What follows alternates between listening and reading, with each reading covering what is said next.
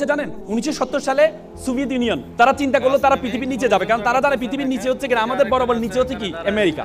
আমরা যদি এখানে যে 6টা বাজে, আমেরিকাতে 6টা বাজে, রাত 6টা বাজে, দিন 6টা বাজে, রাত 6টা, সে চিন্তা করলো নিচ দিয়ে যাবে। তখন তাদের গবেষণা পথে তারা নিচে যাওয়া শুরু করেছে সাইবেরিয়া অঞ্চলে। নিচে গিয়ে তারা 12 কিলোমিটার পর্যন্ত গিয়ে দেখে সেখানে যেই গরম সেটা প্রায় 2000 সেলসিয়াস গরম, লোহা গলে যাচ্ছে সেখানে, কারণ 1500-তে গেলে লোহা গলে যায়।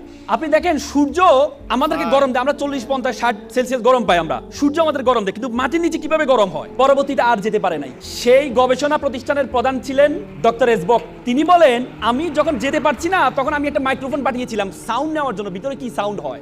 বিলিভ অর নট, তিনি একজন খ্রিস্টান। তিনি বলেছেন আমি নিচে গিয়ে একটা সাউন্ড পেয়েছি, সেটা হচ্ছে মানুষের কান্নার আওয়াজ পেয়েছি। তিনি আবার বলেন, তিনি ভাবলেন এটা একটা ইকুইপমেন্ট বা আমি যে ইকুইপমেন্ট পাঠিয়েছি সেটার কোনো আওয়াজ হতে পারে। তিনি আবার পাঠালেন, পরে দেখলেন এটা কোনো একজন দুইজন মানুষের আওয়াজ না, এটা হচ্ছে হাজার হাজার মানুষের কান্নার